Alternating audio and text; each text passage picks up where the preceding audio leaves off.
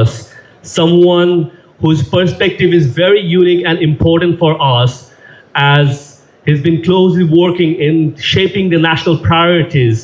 I would like to welcome on stage the Honorable Advisor to the Honorable Prime Minister, Mahdi Amin.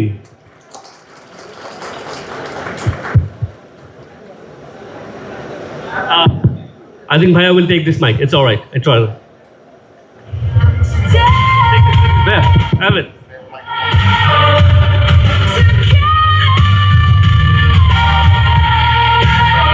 Big round of applause for Mahdi Amin. Thank you. Assalamu alaikum. Good evening, ladies and gentlemen. Thank you, Sam Bhai. Thank you, Baila. I greatly appreciate this opportunity talking in front of you. When I came in, which really stood out is the number of young faces, young men and women coming with aspiration. You all have stories of success, stories of resilience. In many ways, your aspiration reflects the aspiration of Bangladesh as a country. And I represent a new government, just recently took office about 5 months back. So as I look around, I think almost 100% is Bangladeshi population. So আমি বাংলায় বরং কথা বলি। আমি যে সরকারের প্রতিনিধিত্ব করছি 5 মাস আগে নির্বাচনের মাধ্যমে সেখানে জনগণের আকাঙ্ক্ষার বহিঃপ্রকাশ ঘটাতে যাচ্ছে এবং জনগণের আকাঙ্ক্ষা এমন একটা রাষ্ট্র ব্যবস্থা যেখানে স্টেট ক্রাফট এমনভাবেই হবে, পলিসি ফর্মুলেশন এমনভাবেই হবে যেখানে আমাদের দেশে সবচেয়ে বড় যে সেগমেন্টটা রয়েছে ইয়াং, ডাইনামিক, ডেমোগ্রাফি ডিভিডেন্ড যাদের আছে সেই ইউথ পপুলেশনের যে প্রত্যাশা জায়গা সেটা প্রতিপালন করা হবে। এবং ইউথ পপুলেশন কী চায়? সবচেয়ে আগে চায় এমন একটা এনভায়রনমেন্ট যেখানে তাদের যে ক্রিয়েটিভিটি আছে, যে ট্যালেন্ট আছে, কিংবা যার যে অ্যাম্বিশন আছে সেটার জন্য ফ্যাসিলিটেট করার মতন পলিসি থাকবে। সবাই চায় এমন একটা স্টেট ক্রাফট যেখানে pro business, pro investment, pro employment policy তৈরি করা হবে। এবং অ্যাজ আ রিফ্লেকশন আমাদের রিসেন্ট যে বাজেট হয়েছে সেখানে আপনারা দেখেছেন কীভাবে আমরা এমপ্লয়মেন্টকে সবচেয়ে বেশি প্রায়োরিটাইজ করেছি। আপনারা অনেকে আছেন যারা সেকেন্ড জেনারেশন বিজনেসম্যান, আপনাদের ডেফিনেটলি একটা কমন রিকোয়ারমেন্ট হচ্ছে এমন একটা ইকোসিস্টেম গড়ে তোলা যেখানে আমরা নতুন ইন্ডাস্ট্রি পার্ক করব, যেখানে আমাদের যাদের বন্ডেড ফ্যাসিলিটি প্রয়োজন সেটা আরও ইজিয়ার হবে, যেখানে রেড টেপ নেমে আসবে, যেখানে সবার জন্য ইজ অফ ডুইং বিজনেসটা বাড়বে, কস্ট অফ ডুইং বিজনেসটা কমবে। অ্যান্ড আনফর্চুনেটলি লাস্ট মেনি ইয়ার্সে আমরা এই জিনিসগুলো পাই নাই। So as a new government আমি প্রমিস করছি যে from our side will make every possible effort এই চেঞ্জগুলো যেন আমরা আনতে পারি। So thank you. এখানে আমাদের বড় ধরনের কিছু স্ট্রাকচারাল রিফর্মের প্রয়োজন রয়েছে। কীভাবে আমরা ট্যাক্স কালেক্ট করি, কীভাবে সেই রেভিনিউটাকে আমরা স্পেন্ড করি, আমরা কীভাবে দেশের ভিতরে একটা গুড গভর্নেন্স তৈরির যে দুইটা মাইক্রো ফাউন্ডেশন থাকে, একটা ট্রান্সপারেন্সি আর একটা অ্যাকাউন্টেবিলিটি, সেই দুটো নিশ্চিত করতে পারি। আমরা সেই ডেভেলপমেন্ট চাই যেটা ইনক্লুসিভ, যেখানে রুরাল আর আরবান এরিয়াসে যে ম্যাসিভ গ্যাপ থাকে সেটা আমরা কমিয়ে আনতে পারবো। এবং সেই ডিসপ্যারিটির জন্য আমাদের যে প্রজেক্টগুলো থাকবে এগুলোতে আরও বেশি ফেয়ারনেস থাকতে হবে। এই প্রজেক্টগুলোতে হতে হবে জাস্টিস ওরিয়েন্টেড, এবং এই প্রজেক্টগুলো এমন হতে হবে যেখানে মেগা প্রজেক্টের নামে মেগা করাপশনের যে কালচারটা আমরা দেখেছি সেখান থেকে আমরা সম্পূর্ণ সরে আসি। যার কারণে আমাদের গভর্নমেন্টের main policy investment rod cement ইটা বালি বা অবকাঠামোতে বা ইনফ্রাস্ট্রাকচারে হবে না। আমাদের ইনভেস্টমেন্ট হবে on people like yourselves, human capital ডেভেলপমেন্টের জন্য। দ্যাটস ওয়াই আমরা বাজেটে প্রায়োরিটাইজ করছি education, health care, capacity building. আপনারা সবাই গার্মেন্ট ইন্ডাস্ট্রিতে জানেন যে বড় একটা সমস্যা হচ্ছে অন্য যে কোনো দেশের সাথে যদি কম্পেয়ার করি, যাদের সাথে আমরা কম্পিট করে অর্ডারগুলো নিচ্ছি আমাদের এফিসিয়েন্সি অনেক কম। সো আমরা কীভাবে ক্যাপাসিটি বিল্ডিংয়ের মাধ্যমে স্কিল সেটটা জেনারেট করতে পারি যেখানে আমাদের যেসব এমপ্লয়িরা কাজ করছে তাদের কাছে সেই স্কিল সেট আমরা ইম্পার্ট করতে পারবো যাতে আমাদের এফিসিয়েন্সি আরও বাড়বে। আমাদের অনেক ক্ষেত্রে কস্ট অফ ডুইং বিজনেস কিন্তু অনেক বেশি। আনফর্চুনেটলি হয়তো একমাত্র অ্যাডভান্টেজ হচ্ছে লেবার কস্ট আমাদের তুলনামূলকভাবে কম, বাট বাকি অন্যান্য অনেক জায়গায় রেড টেপের কারণে হতে পারে, ব্যুরোক্রেসির কারণে হতে পারে, আমরা অনেক বেশি কস্টিং ইনহেরিট করেছি। So over the period of time আমাদের যে ম্যান্ডেট আছে তার ভিতর will try to reduce it step by step. আমাদের এখানে ঢোকার সময় দেখলাম অনেকগুলি ডিফারেন্ট স্টল ছিল যেখানে showcasing of innovation, the time where we live in, যেখানে ফোর্থ ইন্ডাস্ট্রিয়াল রিভলিউশন নিয়ে কথা হচ্ছে, রোবোটিক্স অ্যান্ড আর্টিফিশিয়াল ইন্টেলিজেন্স নিয়ে কথা হচ্ছে। আমাদের একটা খুব ডেলিকেট ব্যালেন্স মেনটেন করতে হবে, how we execute and embrace technology. এখানে অসাধারণ সব স্টলস আছে, অ্যান্ড দ্যাট ইজ ইম্পারেটিভ। আমরা যেমন ওই বিশাল বড় বড় মোবাইল থেকে এখন স্মার্টফোনে খুব চলে এসেছি, অ্যান্ড দ্যাট ওয়াজ ইনএভিটেবল।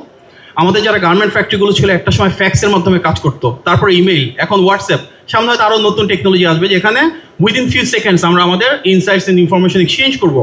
একইভাবে আমাদের প্রত্যেকটা লেভেলে টেকনোলজিকে এমব্রেস করতে হবে, whether it comes to process innovation, whether it comes to product innovation and the R&D required.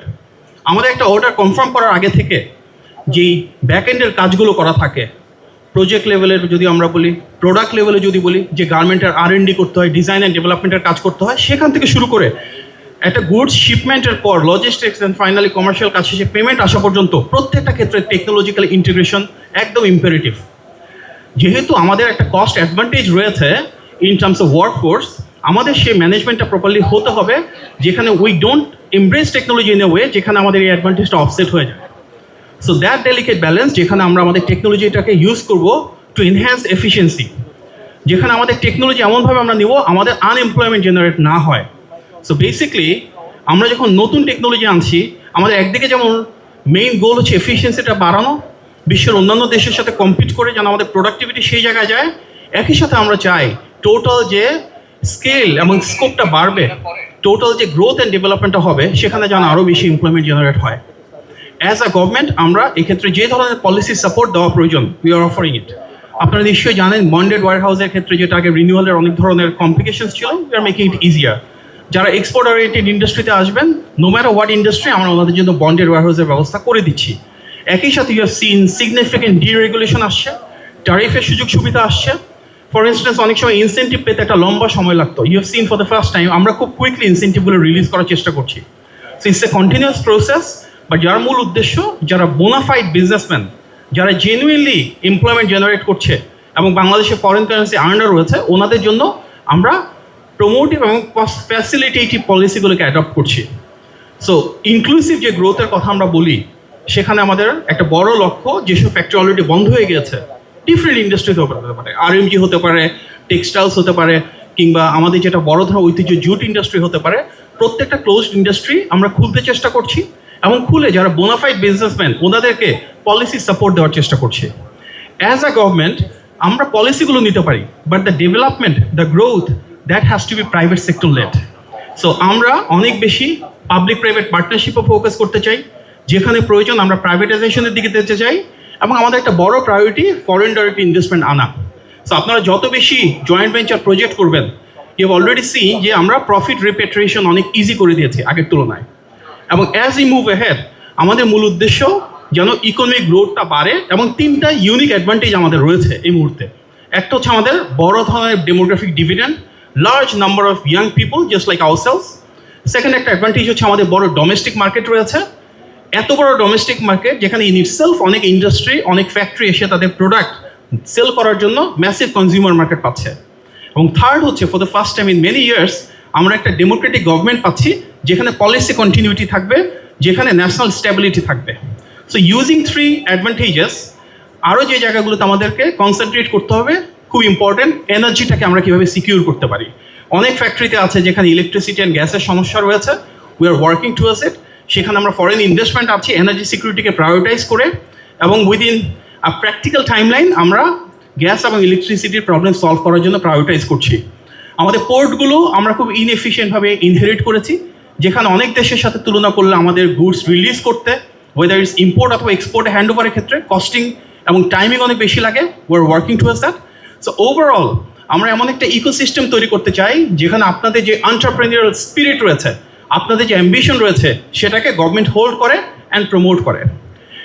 আমরা একটা জার্নি শুরু করতে চাই, যে জার্নিতে the youth of the country will play the most important and remarkable role. Bangladesh যদি এগিয়ে যেতে হয়, তাহলে আমাদের যে তরুণ তরুণী যুবক যুবতী রয়েছে, ভাইয়েরা রয়েছেন, বোনেরা রয়েছেন, আমাদের যে প্রত্যাশা, আমাদের যে আকাঙ্ক্ষা, রাষ্ট্র পরিচালনায় গভর্নমেন্টের বিভিন্ন ধরনের উন্নয়ন কর্মকাণ্ড এবং বিভিন্ন ধরনের নীতিমালা বা পলিসি ফ্যাসিলিটেশনে সেটা ফুলি রিফ্লেক্ট হতে হবে। And I promise on behalf of the government that we together will build that inclusive fair, এমন একটা বাংলাদেশ যেখানে আমরা ইকুয়ালিটি এবং জাস্টিস সবার জন্য নিশ্চিত করব। আপনার সবাইকে অ্যান্ড বাইলাকে আবার অনেক অনেক ধন্যবাদ। আসসালামু আলাইকুম।